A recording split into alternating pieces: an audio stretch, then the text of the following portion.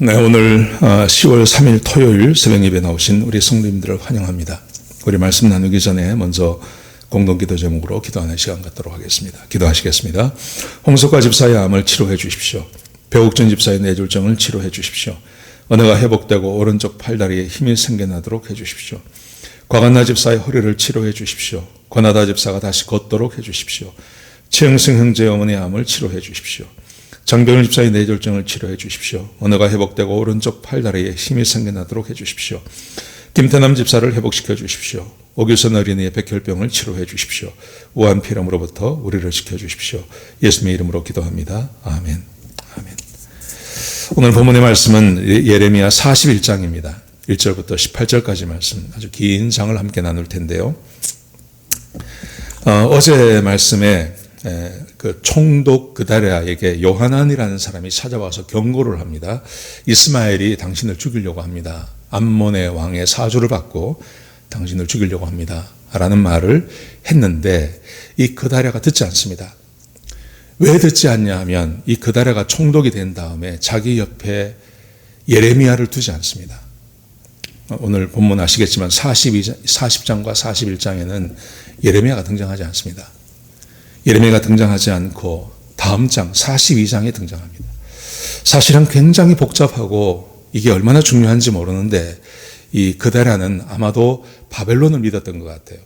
바벨론을 신뢰하고 바벨론의 왕이 자기를 총독으로 세웠기 때문에 누구도 자기를 건드리지 못한다. 아마 이것을 믿었던 것 같습니다. 그래서 예레미야를 가까이 대하지 않습니다. 예레미야에게 물어보지도 않습니다. 그리고 자기가 그냥 판단을 해버립니다. 그래서 요하난의 그 경고, 아마 요하난은 그 전쟁터를 다녔던 사람이기 때문에 이런 그 정보가 많았던 것 같습니다. 그래서 암몬의 왕의 사주를 받고 이스마엘이 그다랴를 죽인다고 하는 그 정보를 가지고 이야기했는데 그다랴가 믿지 않습니다. 자, 오늘 본문에 보시면 이 그다랴가 이스마엘에게 암살당하는 이야기가 기록되어져 있습니다. 자, 1절을 보십시오. 7째 달에 왕의 종친 엘리사마의 손자요 그다냐의 아들로서 왕의 장관인 이스마엘이 10사람과 함께 미스바로 가서 아히감의 아들 그다랴에게 이르러. 이스마엘이 진짜 그다랴에게 찾아왔습니다. 총독에 찾아왔습니다. 자, 그러자 자, 2절 보십시오. 미스바에서 함께 떡을 먹다가, 그러니까 이 그다랴가 이스마엘을 영접을 한 겁니다. 그래서 함께 떡을 먹었습니다. 함께 식사했습니다. 그 식사하는 자리에서 죽임을 당합니다. 2절을 보십시오. 그다냐의 아들 이스마엘과 그와 함께 있던 10사람이 일어나서 바벨론의 왕의 그 땅을 위임했던 사반의 손자 아히감의 아들 그다랴를 칼로 쳐 죽였고, 요하난의 그 경고대로 이스마엘에 의해서 그다랴가 죽임을 당합니다. 자, 3절을 보십시오. 그다랴만 죽인 게 아닙니다. 이스마엘이 또 미스바에서 그다랴와 함께 있던 모든 유다 사람과 거기 있는 갈대아 군사를 죽였더라. 갈대아 군사라는 것은 바벨론 군인을 말하는 것입니다. 아마도 바벨론 군대를 남겨놓고 갔습니다. 그것은 총독을 경호하고 하는 일을 맡겼을 것 같습니다. 근데 이 사람들까지 다 죽여버렸습니다. 큰일이 난 거죠.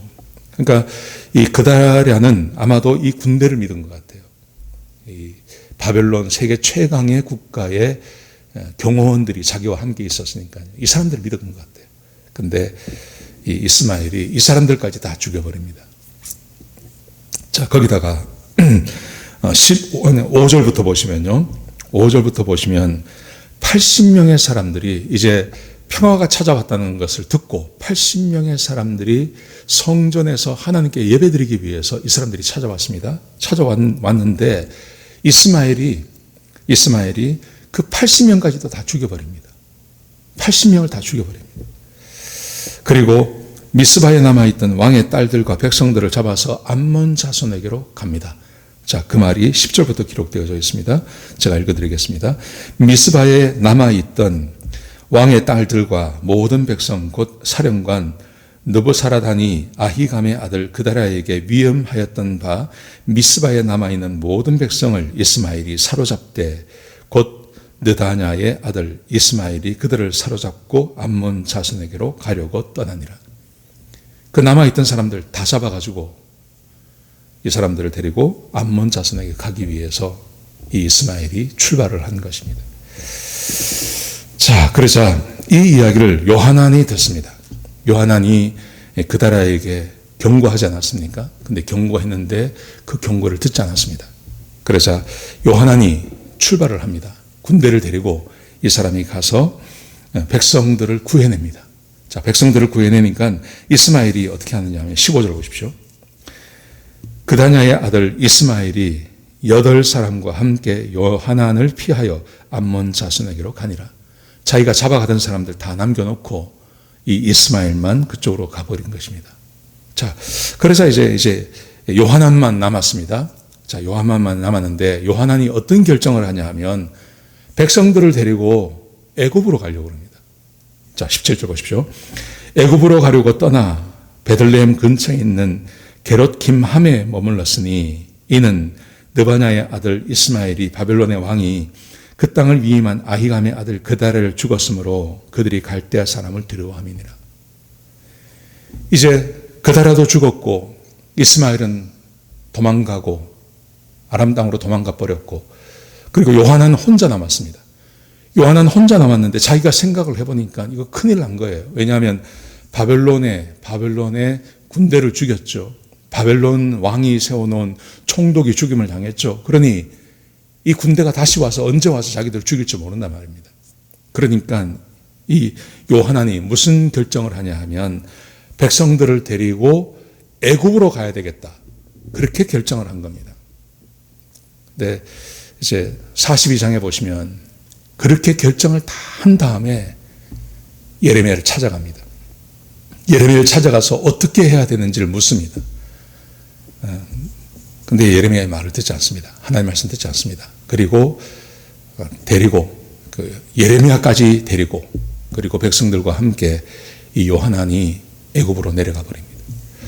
그리고 유다 땅은 예루살렘과 유다 땅은 버림을 받게 되는 거죠. 느헤미야가 올 때까지 거기에 사람이 살 수 없는 땅이 되어버리는 것입니다. 한 가지 안타까운 게 있어요. 제가 어제도 말씀드렸는데 40장, 41장이 굉장히 경랑입니다. 그리고 굉장히 중요합니다.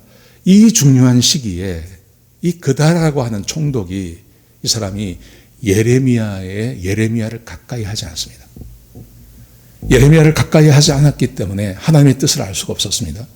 하나님의 뜻을 알 수 없기 때문에 정무적으로, 정치적으로 뭔가를 결정합니다. 그러다가 자기도 죽임당하고 백성도 어려움 당하고 그리고 이 유다 땅이 버림받게 되는 그런 일이 벌어지게 되는 것이죠.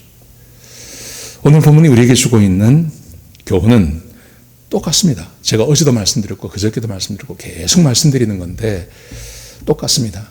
우리는 하나님의 말씀에 귀를 기울여야 됩니다.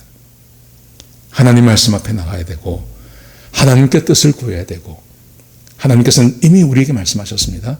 하나님의 말씀에 순종하고 주의 말씀을 따라 살면 살 길이 열립니다. 그런데 하나님의 백성들이 하나님이 아닌 다른 것을 믿기 시작하면 그때부터 인생이 꼬이기 시작하고 삶이 꼬이기 시작하는 것입니다.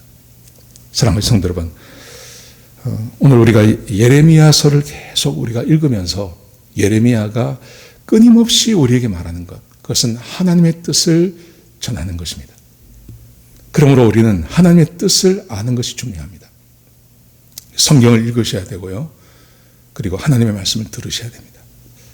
성경도 읽고 하나님의 말씀도 들으시고 그러면서 하나님의 뜻에 대해서 가까이 가는 마음이 있어야 되고 하나님의 말씀에 익숙해 하셔야 되고 하나님께서 우리에게 뭘 말씀하시는지도 우리가 알고 있어야 됩니다. 그래야 뭔가를 결정할 때 잘못된 결정을 하지 않는 겁니다. 그다라도 잘못된 결정을 했고요. 요하난도 잘못된 결정을 하고요. 그래서 그 주변에 있던 모든 사람들이 고난당합니다. 자기들도 죽임당하고요. 그리고 이 나라가 버림받는 이런 일들이 벌어지게 되는 것입니다. 40장, 41장 거기에 예레미야가 등장하지 않았다는 것이 얼마나 큰 실책인지 모릅니다. 사랑하는 성도들은 그러므로 저와 여러분의 삶 가운데 하나님의 말씀이 우리 삶에서 없어지는 일은 없어야 됩니다. 하나님 말씀을 늘 가까이 대해야 됩니다. 하나님의 말씀이 없었던 내 인생의 한 부분들을 생각해 보십시오. 내가 하나님을 떠나서 하나님의 말씀과 상관없이 살았던 한 부분들을 생각해 보십시오. 그게 행복하고 좋았다? 아마 그렇지 않을 겁니다. 항상 하나님의 말씀이 우리의 삶의 중요한 영역에 들어와 있어야 됩니다. 그리고 뭔가를 결정할 때 하나님께 여쭤보고 하나님의 뜻을 구하고 하나님 말씀을 들으며 하나님 말씀을 읽으며 그 안에서 하나님의 뜻을 찾으려고 애쓰셔야 됩니다. 오늘 본문이 말하는 그다랴, 참 많은 선택을 받은 사람입니다.